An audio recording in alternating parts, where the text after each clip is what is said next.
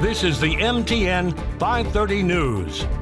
I'm Janelle Slade. Tonight we're going to show you what's going in behind these walls on the Billings Clinic campus and how it will support our region's tiniest patients. Affected my life, my marriage, everything. I got depression. This Billings man explains how a new passion has put his life back on track. But first, this is a live look from the Stockman Bank weather cam as severe storms wreak havoc and produce heavy winds across eastern Montana. And Governor Gianforte mobilizes the National Guard as fire danger remains high. Good evening, everyone. Thanks for joining us tonight. I'm Russ Riesinger.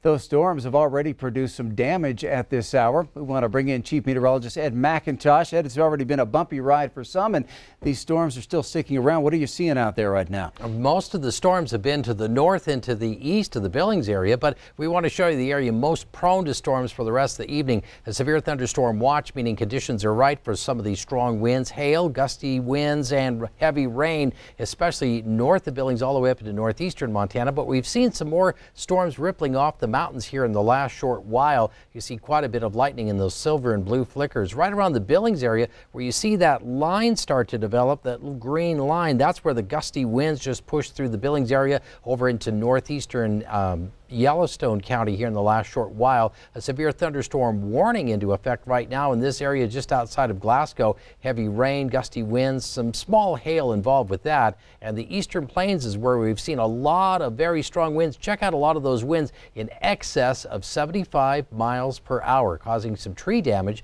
around Miles City. We'll have more of the forecast details coming up. The Montana National Guard has been mobilized for wildfire response as blazes continue to erupt across Montana. This afternoon, Governor Greg Gianforte announced he's ordered 2 Montana National Guard helicopter support modules, including 24 soldiers, onto state active duty for 15 days. One UH-60 Black Hawk crew and support personnel will operate out of Billings to support fire suppression efforts in eastern Montana. A one CH-47 Chinook crew will be based in Helena to cover the western side of the state. Governor Gianforte says these Montana National Guard soldiers are well trained and well prepared for this mobilization. Well, right now, the #1 priority fire in the nation is here in Montana. The Elder Creek fire is currently one of 7 actively burning fires in the Beaverhead Deer Lodge National Forest, and is expected to threaten up to 150 houses within 72 to 96 hours. That blaze, burning just west of the Wise River, is only 3% contained and has burned more than 6,000 acres since starting on July 8th.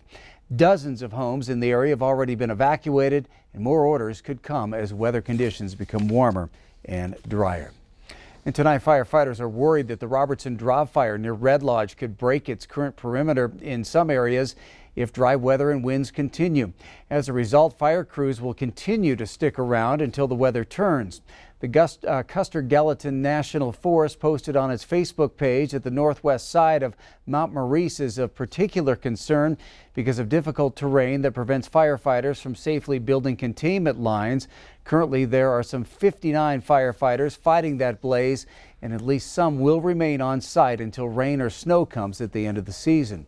Tonight, the Robertson Draw fire remains at 85% containment and just under 30,000 acres burned.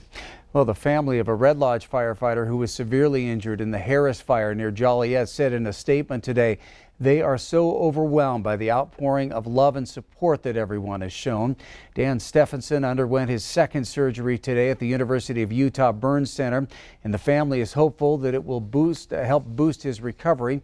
Stephenson already underwent one successful surgery on Monday, and it's expected that he will remain at the Burn Center for about 6 months. Montana has the biggest gaps in the country as far as helicopter coverage from the National Guard. In order to respond quicker, the Montana National Guard has plans to set up in Billings. Q2's David J. has more from the Guard and the company helping with that aviation base.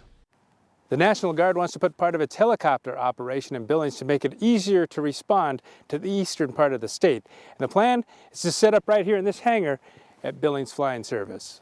In 2017, we actually conducted a search and rescue operation off the Yellowstone River here, and We were only able to do that because the aviation unit was actually conducting some training operations just outside of Billings. Major Rob Allenson of the Montana National Guard says the trip from Helena to Billings can take from 45 minutes to an hour and a half. Montana does have one of the biggest gaps when it comes to military aviation support. We only have the one facility in Helena. The Guard will lease the hangar from Billings Flying Service. We operate similar aircraft, Chinooks and Blackhawks, and so this may be a good spot and have a lot of synergy having both of our operations in the same place. Erin Herringer of Billings Flying Service says her company works with firefighters, the sheriff, and soon the National Guard. A bulk of our operations are forest firefighting.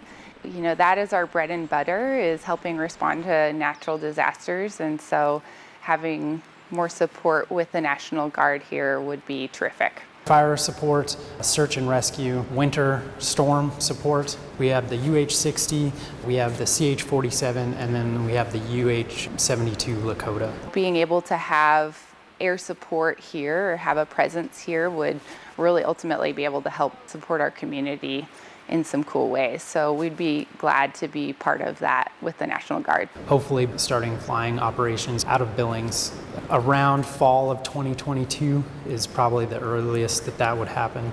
In Billings, David J., MTN News. Well, a firm started the process last month for the environmental assessment to meet U.S. Army standards, and the public will soon have a chance to comment.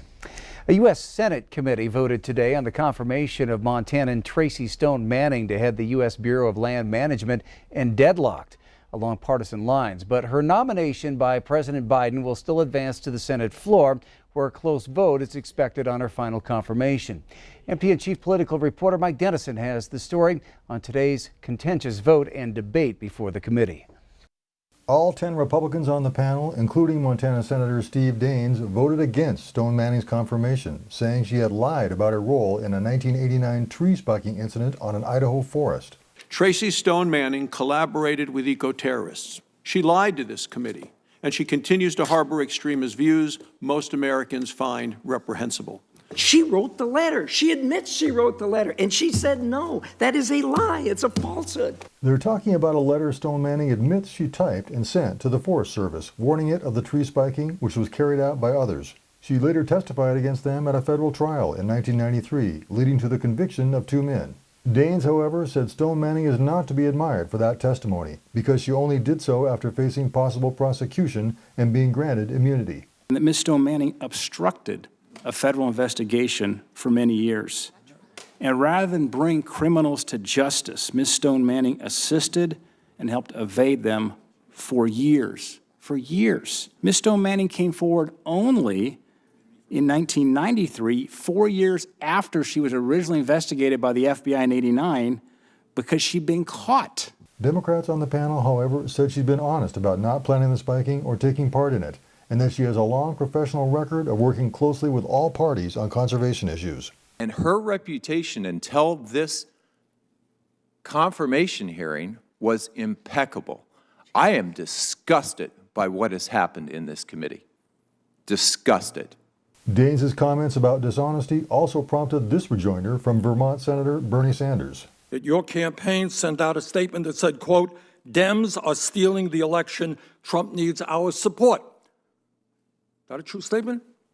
Let's be honest. When we have people in this room who are undermining American democracy. By the way, Mr. Daines, did Joe Biden win the election or did Trump win by a landslide? Democrats said the opposition to Stone Manning is really about opposition to the Biden administration's plans to chart a new course for energy development and management of public lands. Despite what looks like unified Republican opposition, Stone Manning's confirmation is going to the Senate floor, where it looks like Democrats have just enough votes to approve it. Reporting from Helena, Mike Dennison, MTN News. Well, after the vote today, Democratic Montana Senator Jon Tester called Stone Manning a tireless advocate for public lands. He said he looks forward to her bringing common sense to the BLM and acting as a nonpartisan steward of the land it oversees. If you've driven down North 27th in Billings lately, it's no surprise to see new construction. Here's Q2's Janelle Slade to show you what this year's Billings Clinic Classic will help build. The Billings Medical Corridor is in constant building mode to support the growing needs of our community. But if you're anything like me, you wonder, what's going in next? Well, these beams, along with a team of trained medical experts, will soon support the region's newest environment for our tiniest patients and their families. Dad's birthday's today. This is my birthday present. Yeah. Pretty good birthday present. Yeah, it doesn't get much better. The best birthday present for Aaron Poley. Addison May, his third daughter, in his arms, adorable and healthy, and wife Taylor just a couple feet away. A much better place than just 2 days before. It was pretty anxiety-provoking, not knowing exactly what was going on and not being able to be there and see her. And after a successful C-section, Addison suffered respiratory distress and was whisked off to the neonatal intensive care unit. The Poleys say they feel lucky. It didn't take long for Addison to recover. They know other families are in it for the long haul. the staff does a really good job of making you feel comfortable here, but it is a very small space and you're separated from other families by curtains, and you overhear different situations and other kiddos crying. And so since I started here, we've had 2 expansions. We created some rooms on. Dr. Nadine Seeger says there are upwards of 20 babies in this NICU at a time. The original space, revealed 22 years ago, was meant for less than 10. Intended more for short-term use, meaning babies who may be there for a couple days or maybe a couple weeks, and now we have patients who are going to be there for weeks, months. We have a number of patients who are there well over 100 days. The new NICU will expand more than triple its current size, taking into account technology of today and a little circadian rhythm. The ceiling height is very high, so they're looking at there's all kinds of innovative ways of getting light even over rooms almost. As you can see on her face, that's some welcome news for this mom. It would be awesome to have light, even just to know if it's night or daytime. And light is so good for babies. Light, space, and what the last 2 decades have taught the experts, the right combination of family. They need the stimulation and the touch of their parents. They need to hear the voices of their parents. We know that parent involvement is very important to the outcomes. So having a space where families feel welcome, where they have the opportunity to stay at the bedside, is huge. So there can be more birthdays like this. A lot of dad there. In Billings, Janelle Slade, MTN News. Well, the Billings Clinic Classic will be celebrated in downtown Billings again this year. Tickets for the party and the golf tournaments are already sold out. But to learn more about it or to donate to this year's classic effort, you can go to BillingsClinicFoundation.com. Up next on tonight's MTN 530 News here on Q2, a local Air Force veteran muscled his way through an unhealthy lifestyle. He's now lifting 600 pounds and going strong. Plus a bird's eye preview of the annual balloon festival floating into town this weekend. We'll be right back.